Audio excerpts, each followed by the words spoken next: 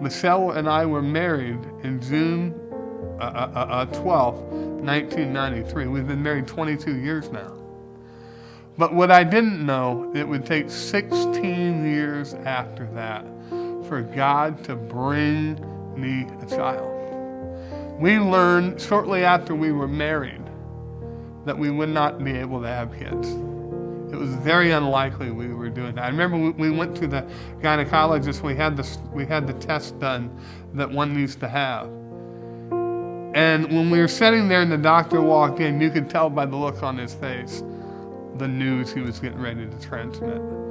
Then he told us we probably would not be able to have kids. We were devastated. So what we did was we threw our lives into ministry. And we kind of put the idea of kid on the back burner. And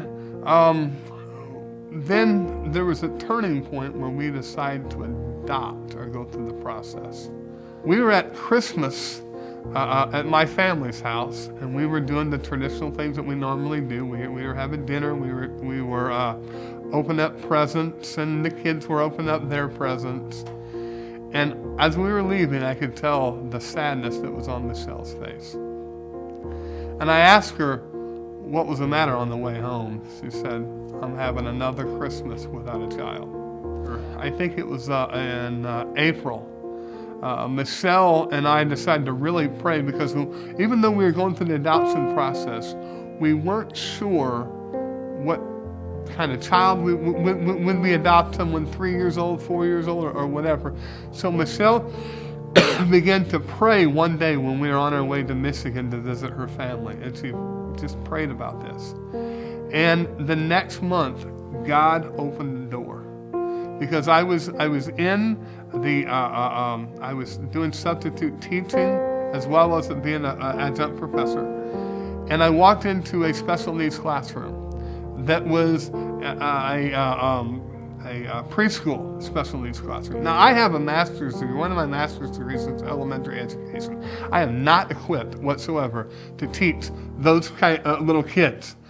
But I walk in, and the kids get off on the bus, and this little girl who has Down syndrome comes walking up to me, stands in front of me, puts her arms up like this, and which is the universal sign to pick me up. I pick her up, I show her around the room, I put her down, she walks away, she comes back, she does the same thing. I pick her up, and when I do, something I felt like came over me. I thought, I'm going to look in to adopting a child with Down syndrome. That might be something I look into. But I wanted to confirm it with my wife first. A few days later, I call about that, and I called the Greater Down Syndrome Association of Cincinnati, Ohio, and they put me in touch with a woman named Robin Steele, and who takes care of the children with Down syndrome, the adoptions. She said there is a family in Indiana who, when their child is born, they want to put their child up for adoption. But I remember having faith that first day, and we get the call that she's born, and they're going to transport her where she was born at, to Indianapolis. And I remember thinking all the disappointments, all the Father's Days where I didn't want to speak about Father's Day, all of the things, but God, through a 16-year period, had to do something in my life and my heart to prepare me to be Faith's father. We got the call from the birth parents that we would be able to go and visit the doctors. When we did, we expected to hear all the possible complications that children have with Down syndrome. So we heard those things. She may have heart problems. She may have this and that type of problem. But we heard something we didn't expect. The doctor said, "Do you know that she may have Dandy Walker syndrome?" I said, "I didn't know that. What's Dandy Walker syndrome?" Dandy Walker syndrome is where you may have a damaged cerebellum and she may not be able to walk or talk. we were devastated. After that meeting, we came home and we were distraught. Even though I had an inner peace that everything seemed to be okay. But no matter what the results were, God had given us this little girl. We already felt confirmed in our heart that she was ours. And so nothing was going to deter us from accepting her as ours. Because we firmly believe that people are created in the image of God and have essential dignity. And that God had put her in our life no matter what.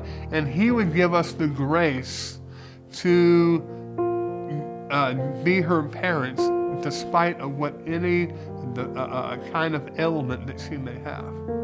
When she was born, we went to the hospital. Finally, after several hours, she arrived at the hospital from where she was born at, where her birth parents gave birth to her. And they brought her into the NICU unit. And my wife and I were there, and we're remembering, or we're looking at her, remembering what the doctor said. But we see her feet just kind of kicking. And I looked at my wife, and she looked at me, and I think, this is probably a good sign, but I'm not sure. Finally, the neurologist came around doing rounds a few hours later. And he said the same thing. I see her feet kicking. That's probably a good sign. But let's get a quick test just to verify. So they get the test. They verify that she's going to be fine. And so even in the face of adversity right there, we could have said, no, we can't do it. But we understood the grace of God, and He would extend to us the grace we needed to face any kind of challenge that we had. And so I'm glad we did, because in a couple days we're going to celebrate her 6th birthday.